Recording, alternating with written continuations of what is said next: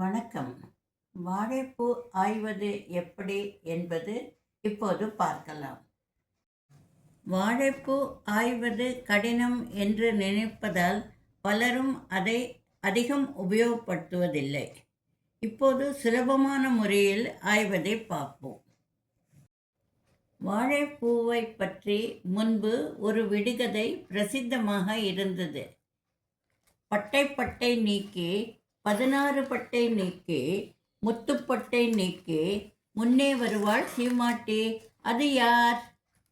இந்த விடுகதைக்கு விடை வாழைப்பூ. வாழைப்பூவை ஒவ்வொரு மடலாக பிரித்து உள்ளே இருக்கும் பூக்களை வரிசையாக அடுக்கவும். நறுக்குவதற்கு எளிதாக இருக்கும். வாழைப்பூவில் உள்ள கல்லெண்ணெய் நீக்குவது தான் வாழைப்பூவை ஆய்வது. எவ்வளவு வெந்தாலும் அது வேகாது. அதை நீக்குவது அவசியம்.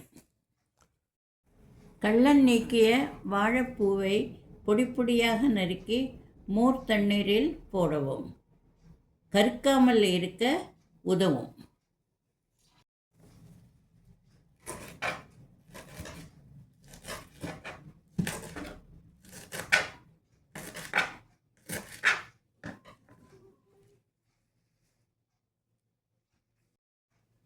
பல மருத்துவ குணங்கள் நிறைந்த வாழைப்பூவை பலவிதமாக சமையலில் சேர்த்து, உதாரணத்திற்கு வாழைப்பூ பருப்புசிலி, தேங்காய் போட்ட பொரியல், கூட்டு, வடை என்று சாப்பிட்டு மகிழலாம்.